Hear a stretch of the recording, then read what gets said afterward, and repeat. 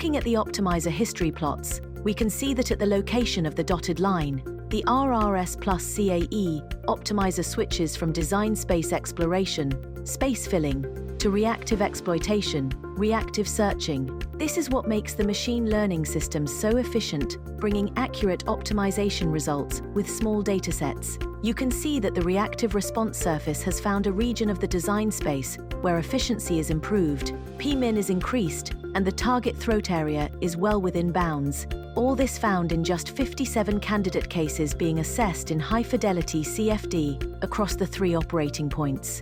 And here we can observe the real power of 3D inverse design and why such small datasets can be used. Because the stage head is an input to the system in Turbo Design 1, all of the designs generated, even with large geometric variations, will meet the target head. We can see that the head variation in the design matrix is very small. 32 training points were added to the design matrix in the design exploration phase, and then 25 more points were added to it in design exploitation to refine the location of the Pareto frontier and make it more accurate. There were 57 cases in the design matrix and a total of 171 CFD runs. The entire process was completed in 12.5 hours on a 32-core desk-side workstation. In this plot, you can see the denser areas of the design matrix where training points were added to refine the Pareto frontier.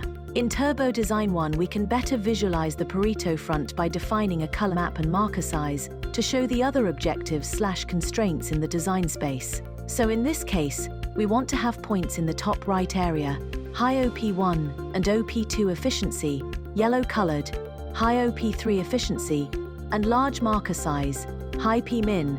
All points on this plot are optimal, and they just pay off the competing objectives in different ways. Designers can select any of the Pareto optimal points based on their design needs. We can select any number of designs from the Pareto front and run them back through the CFD simulation to check their performance and the accuracy of the surrogate model prediction.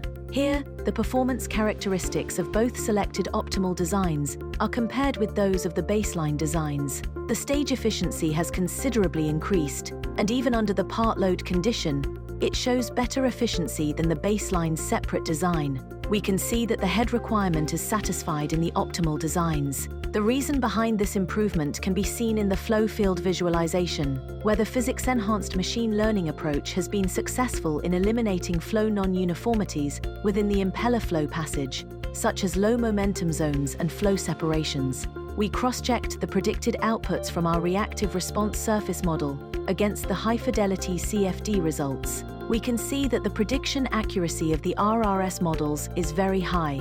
The maximum error is less than 0.3%. These error values demonstrate that the models are not only highly accurate, but also perfectly fitted to the multidimensional complex design space. Our use of P-min as a proxy for cavitation inception is well justified, as the optimal designs show a regaining of all the cavitation margin lost when we initially switched to a combined design.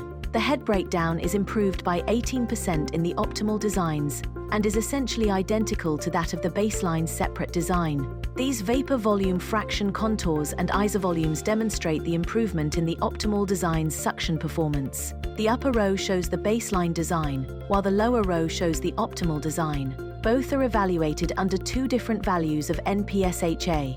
First, you can clearly see that cavitation on both the suction and pressure sides has been remarkably reduced. Furthermore, look at how the vapor buckets in the flow passage are decreased, and notice how their propagation is highly suppressed in the optimized design.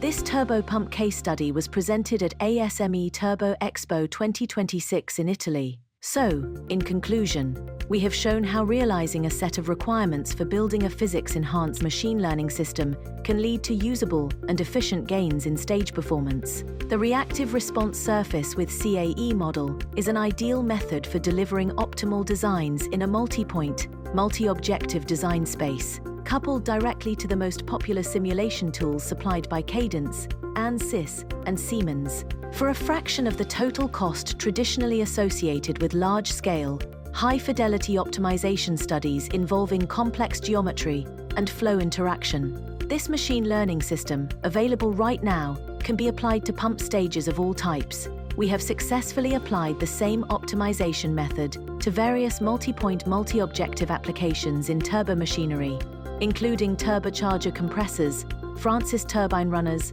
fans, and blowers.